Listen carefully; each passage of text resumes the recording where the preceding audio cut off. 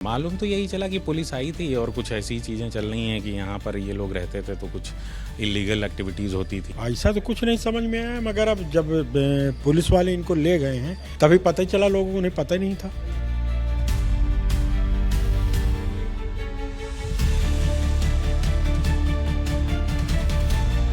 हमारे साथ additional DCP Gautam Solanki हैं। बाग सेवनिया में एक मामला सामने आया है जिसमें जबरन हिंदू लड़कियों को झांसे में लिया जाता था और फिर उनसे रेप की घटना, धर्मांतरण की घटना और फिर उन्हें सेक्स रैकेट में भी ढकेला जाता था। क्या पूरी घटनाक्रम है?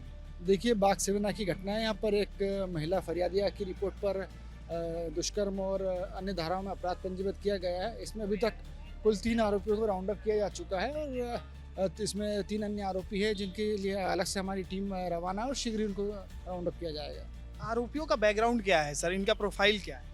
उसमें चूँकि एक जो महिला है उसमें दोनों ब्यूटिशियन है महिला, और जो फरियादिया है ये इसी के यहाँ पर काम करती थी और इसी दौरान इनका पूर्व में भी कुछ पैसों के लेन देन को लेकर कुछ विवाद था और फिर अन्य चीज़ें सामने निकल कर आई है। तो इसमें पूछताछ जारी है। पूछताछ उपरांत अग्रिम इसमें अन्य धाराएं और इजाफा की जाएंगी। आरोपिया महिला इसका एक मित्र है और चूँकि इसको काम की आवश्यकता थी, जो फरियादा महिला है ये इसके यहाँ पे मेड के रूप में काम करती थी और इसी दौरान इनकी मुलाकात उस व्यक्ति के माध्यम से हुई और फिर उसके यहाँ पे काम करने लगी थी। तो अब इस चूँकि कुछ इनका पैसे को लेन देन का भी विवाद था, अन्य और भी तथ्य इसमें इन्वेस्टिगेशन में सामने आएंगे। तो हमारे साथ इस वक्त एडिशनल डीसीपी गौतम सोलंकी थे जो बता रहे थे कि बाग सेवनिया थाना अंतर्गत एक मामला दर्ज हुआ है जिसमें लड़कियों को निशाना बनाकर उन्हें उनके साथ रेप की घटना को अंजाम दिया जाता था। इसके अलावा उन पर धर्म बदलने का भी दबाव डाला जाता था।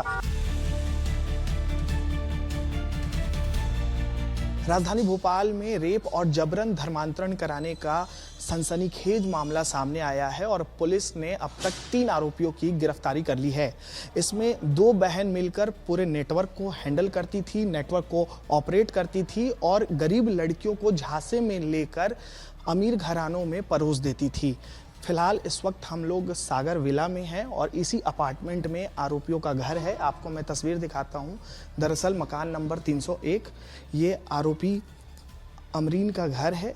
इसी घर में लड़कियों को लाया जाता था, मेड के काम के तौर पर यहाँ पर लाया जाता था लड़कियों को और फिर उसके बाद उनका यौन शोषण किया जाता था और फिर अमीर घरानों में परोसने के लिए उन्हें अहमदाबाद और मुंबई में भी सप्लाई किया जाता था।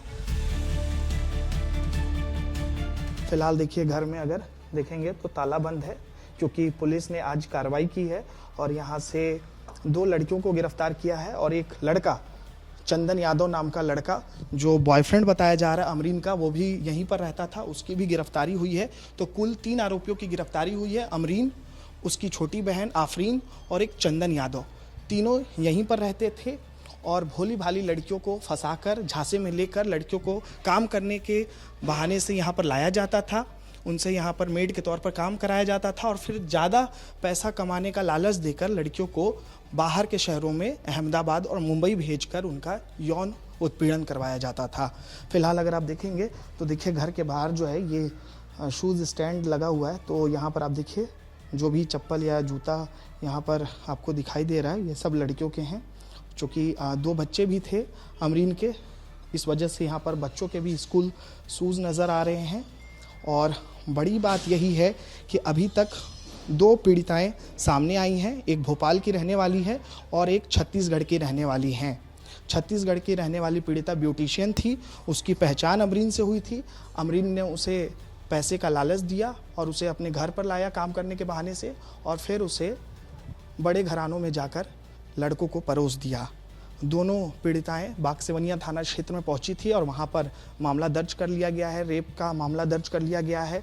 और इसके साथ ही पीड़िताओं ने यह भी आरोप लगाया है कि अमरीन और उसकी छोटी बहन आफरीन दोनों मिलकर जबरन धर्म परिवर्तन करने का भी दबाव डालते थे। उनसे नमाज पढ़वाते थे, कुरान उनसे पढ़वाते थे। इसके अलावा उनसे हर वो गतिविधि कराना चाहते थे जो उनकी मर्जी थी।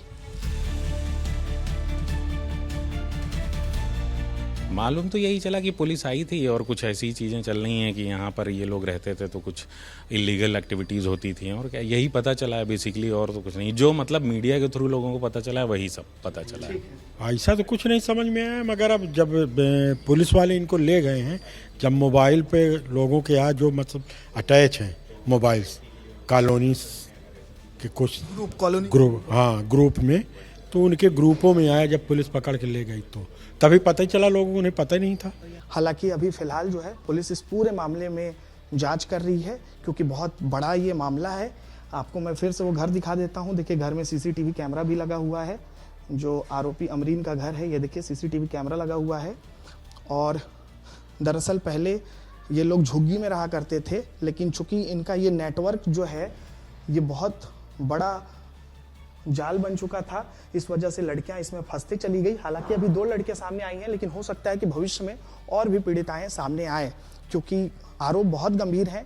रेप के चार्जेस लगे हैं आरोपियों पर। इसके अलावा जबरन धर्म बदलने का आरोप लगा है। इसके अलावा जो आरोपी अमरीन यहाँ पर रहती थी, पड़ोसियों से बहुत कम लेना देना उनका होता था।